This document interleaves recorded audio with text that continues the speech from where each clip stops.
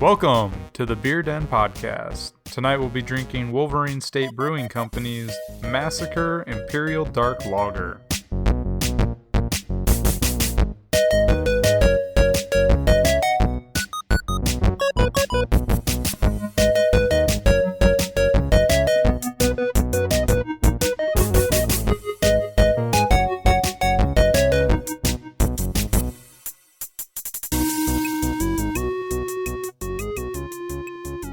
Hey everybody, welcome back to another episode of the Beer Den Podcast. My name is Ethan Hoopy. And I'm Michael LaRoe. Tonight we're drinking a beer from Ann Arbor, Michigan, from Wolverine State Brewing Company.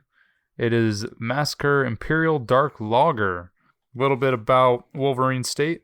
They are the first and only all-lager brewery in Michigan, which is actually a pretty impressive feat to only feature lagers. No IPAs, no sours, no porters. They're really trying to perfect it. Yeah, and they do some interesting stuff up there. So with this Massacre Imperial Dark Lager, it poured very, very, very dark. It was a dark brown, very opaque.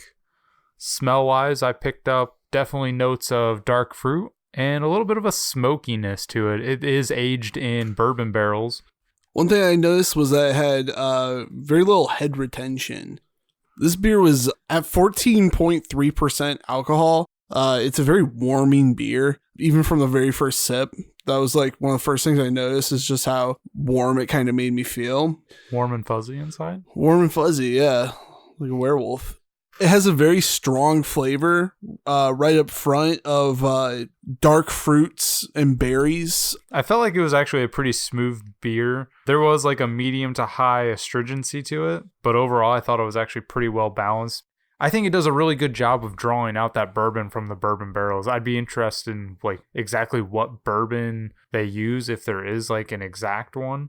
Yeah, because I felt like it wasn't overpowering at all. Sometimes when you get those bourbon barrel ales, that's such a high alcohol content, and that's really what like grabs you. This one, you know it's there, but it's so subtle and so well thought out and balanced that this is a nice sipping beer. If you're like, yeah, I kind of want a glass of bourbon, but I really just want beer.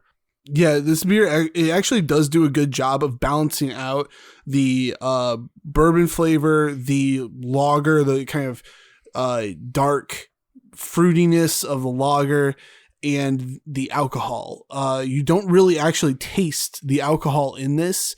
It does provide that warming effect without having the flavor of it kind of go along with it. So I think it does do a very good job of that. The one thing I would disagree with is I think that the upfront taste of it was a lot stronger than what it ends up being. It kind of starts off very strong for me and then starts to mellow out as it goes. I also would say that it does have a very long finish. The flavor tends to stick with you a bit longer than some other beers.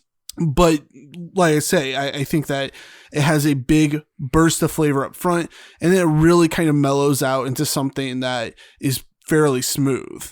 Mm-hmm. Something that was kind of interesting to me for this one is this is a dark lager, and it's aged in bourbon barrels. This was very similar to the Bed of Nails from Highwire Brewing that we reviewed like really early on in the podcast, and that was a brown ale. So like just having two complete different styles of beer tasting so similar is just, it's kind of interesting how those processes, even though they're very different, can result in something so similar. Yeah, it was definitely unexpected to have something that reminded us so much of something that isn't even the same type of beer. It's a completely different type. So different type, different process. Yeah. So we base everything on 3 criteria here on the podcast. We have quality out of 50 points, value out of 25, and design out of 25 as well. I ended up scoring this at a 40 out of 50. I thought it was actually a very well balanced and well thought out beverage. It had a nice full body to it, and I just thought overall the flavor was was great. This would definitely be something that I would go back to anytime I wanted just like kind of a sipping, slow and enjoy beer. Mm-hmm. What did you end up scoring it, Ethan? See, I was actually on the complete other side of the spectrum. I was not a huge fan of this beer. I thought that there are some unique things about it that are good, but I ended up actually scoring it at a 26. The reason for such a low score for me was the incredibly strong flavor up front. To me, what was not what I enjoy, the heavy smokiness of it. I just didn't find it as smooth as I would like it to be up front. It does smooth out later on. One thing that I can say I did like about it is the balancing of the alcohol. The fact that you don't really taste the alcohol at all in it, yet it can still have, 14.3%. And so this is a very good beer that if you're going into it thinking, or if you're going into it as a substitute for a liquor, I think that this is an excellent beer for that. This is definitely one of the best bourbons I've ever had. It tastes great compared to something like that. But as far as beer goes, I think I've had better. Maybe not at the same APV, but things that I would enjoy more. Okay. For value, I ended up scoring this at 20. It came in at $5.40 for one of them. I felt like it had a pretty good value considering the alcohol content is almost 15%. Kind of like you said, if you were looking for a good substitute for liquor, you wanted to get the job done quick, this is definitely a go-to.